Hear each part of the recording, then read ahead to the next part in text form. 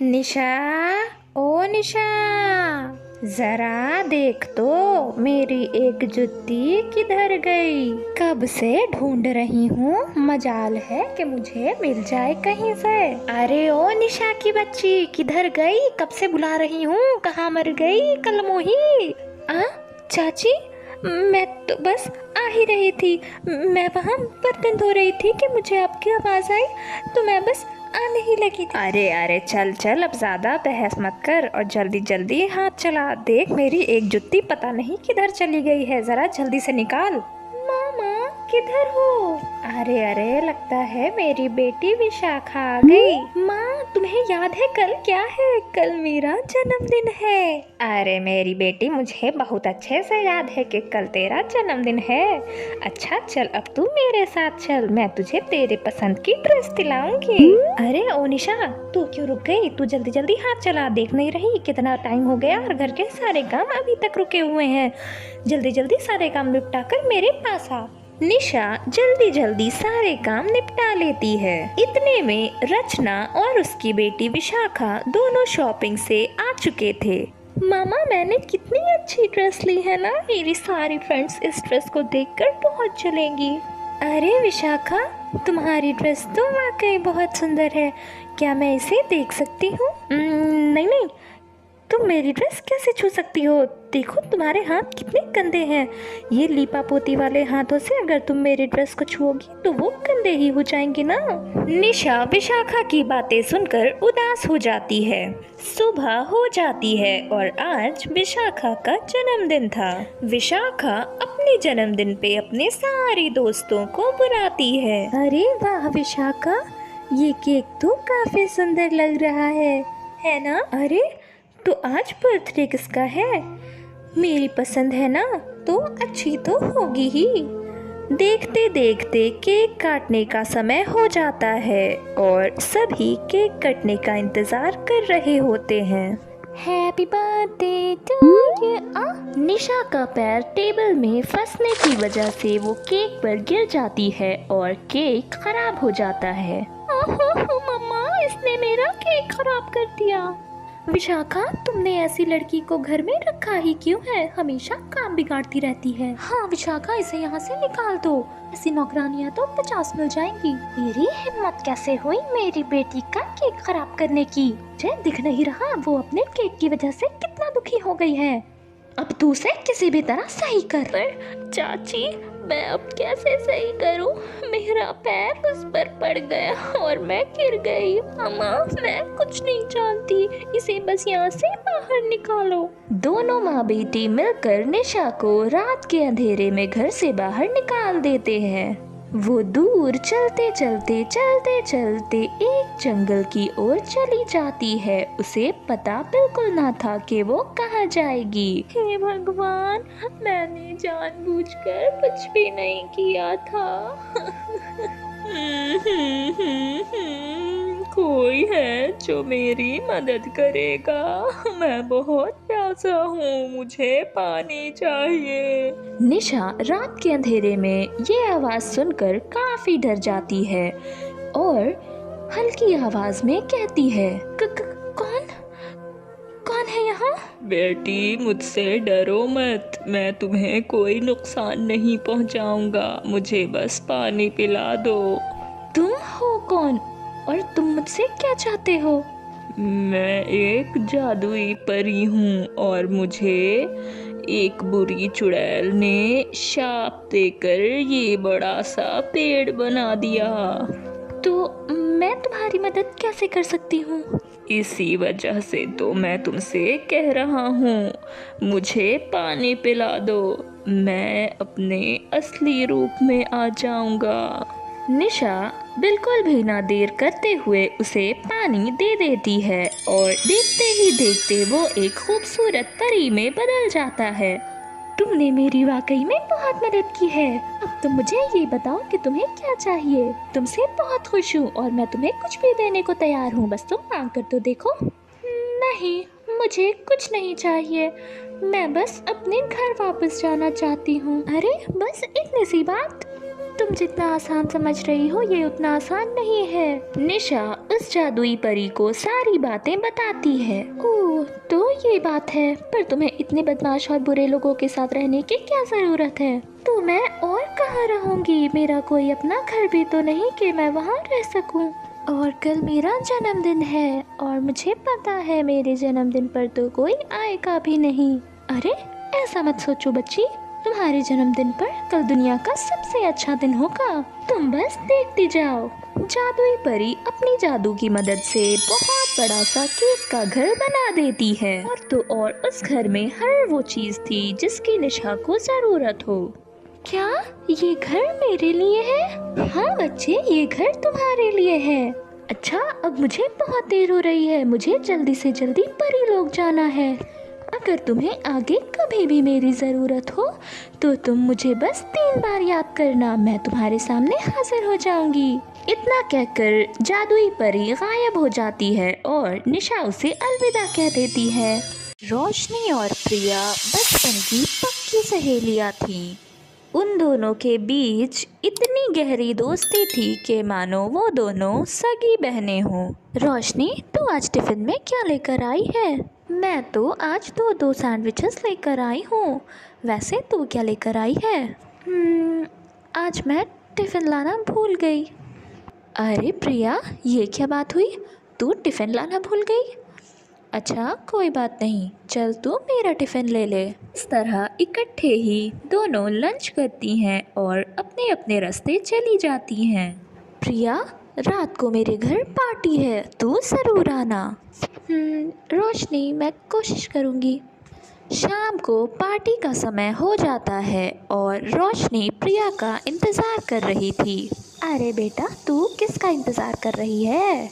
मामा, वो मैं अपनी फ्रेंड प्रिया का इंतज़ार कर रही हूँ, वो अभी तक नहीं आई।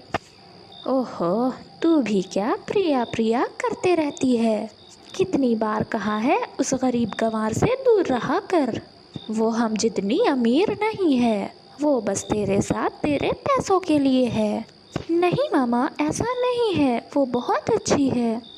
अरे प्रिया, कल तू मेरी पार्टी में क्यों नहीं आई थी?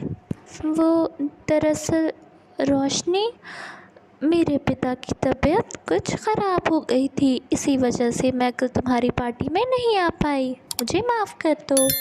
अरे पागल, तुम माफ़ी क्यों मांग रही हो? कोई बात नहीं। अच्छा चल, हम कैंटीन में जाकर पिज़्ज़ा खाते हैं। दोनों कैंटीन की ओर बढ़ जाते हैं। इसी तरह दिन बीतते चले गए और एक दिन, रोशनी, कल मुझे लड़के वाले देखने आए थे और उन्होंने मुझे पसंद कर लिया है। अरे वाह प्रिया, ये तो बहुत अच्छी बात है, पर मैं अभी शादी नहीं करना चाहती, मैं पढ़ लिख कर कुछ बनना चाहती हूँ। अरे प्रिया, तू भी किस पढ़ाई वढ़ाई के चक्कर में पड़ी हुई है? मैं तो इस पढ़ाई से निकलना चाहती हूँ और तू बस पढ़ाई पढ़ाई पढ़ाई। अच्छा वैसे बता, लड़का कौन है?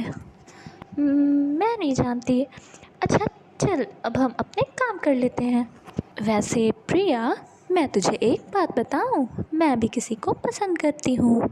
अरे वाह, ये तो बहुत अच्छी बात है, तो फिर तू अपने मम्मी पापा को क्यों नहीं बोलती?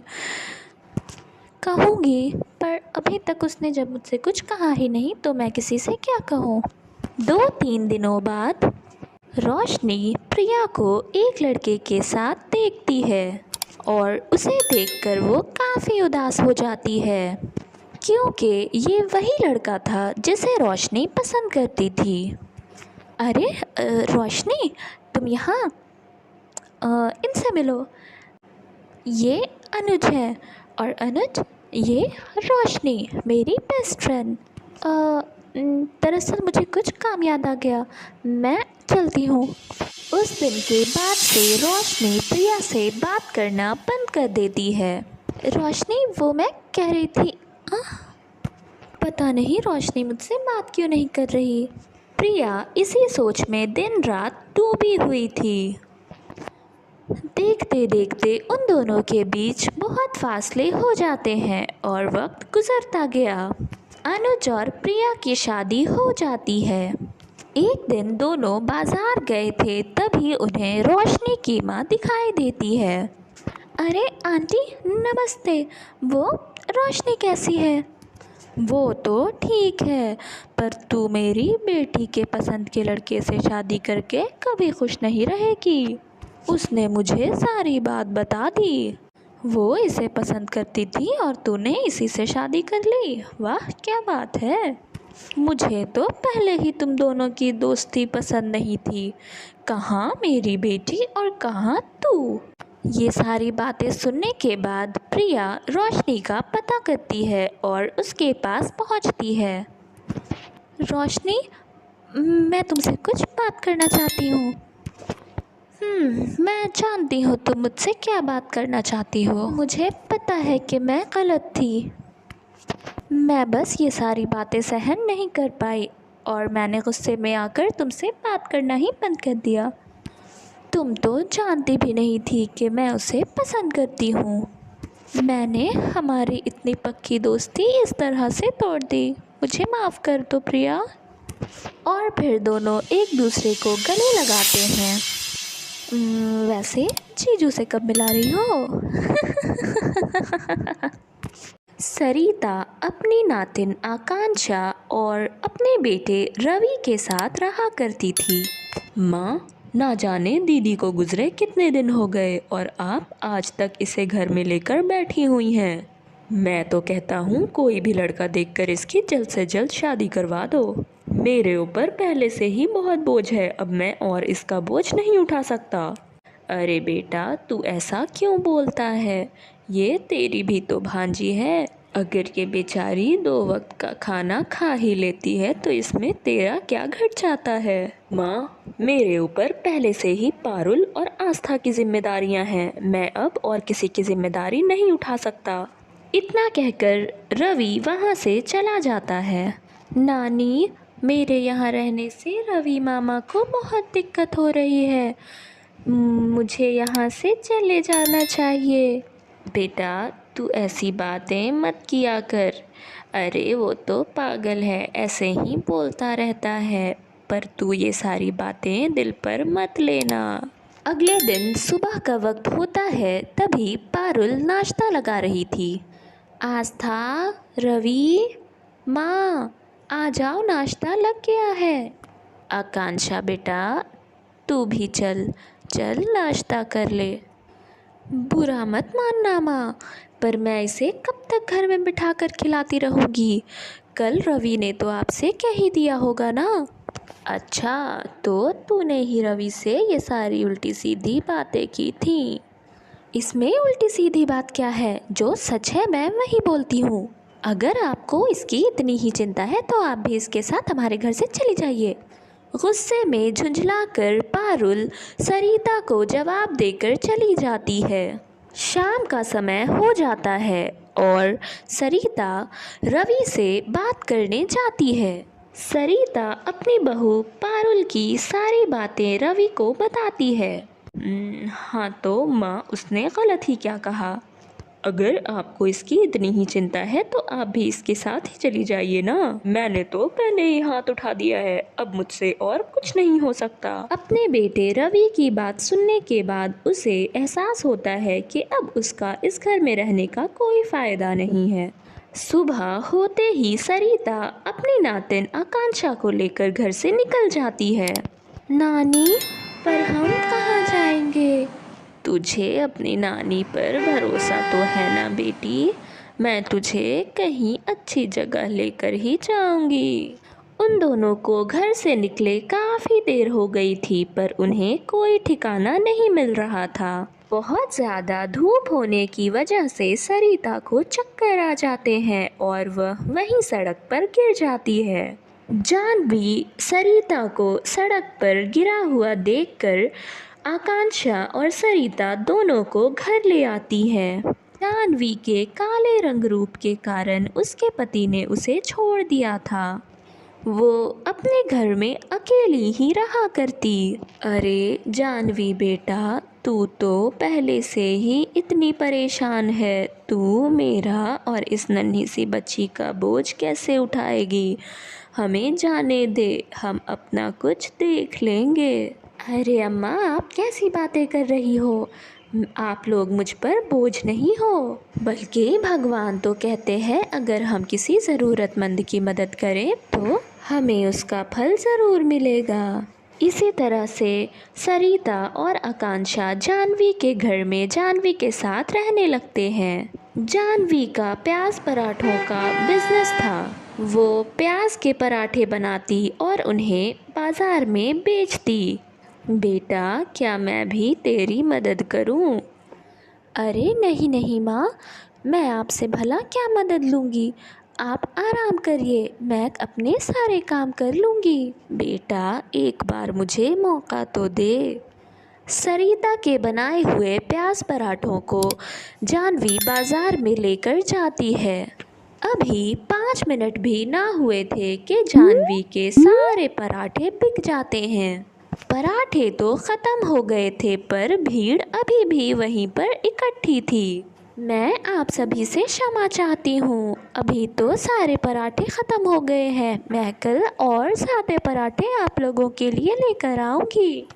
अरे हाँ हाँ जानवी बहन, आपके पराठे तो मज़ेदार होते ही हैं, पर आज जो पराठे आप लेकर आई थी वो पराठों में तो बात ही कुछ और थी। हाँ हाँ, आज बहुत अच्छे पराठे थे। जानवी घर जाती है और सरिता को सारी बात बताती है। सरिता और आकांक्षा तारीफ़ें सुनकर तो खुश होते हैं और अपने खुद के पराठों का बिजनेस शुरू करते हैं, जिसमें जानवी और सरिता मिलकर एक बड़ा सा ढाबा खोलते हैं और उसमें प्याज के पराठे बेचते हैं। देखते ही देखते उनका ढाबा इतना चलने लगता है कि कुछ महीनों में ही वो बहुत पैसे कमा लेते हैं। बेटा, तूने मेरे लिए जो भी किया है मैं उसका एहसान तुम्हें कैसे चुकाऊं? अरे माँ जी, आप ये कैसी बातें कर रही हैं? आपने जो भी कुछ किया है वो आपकी खुद की मेहनत है।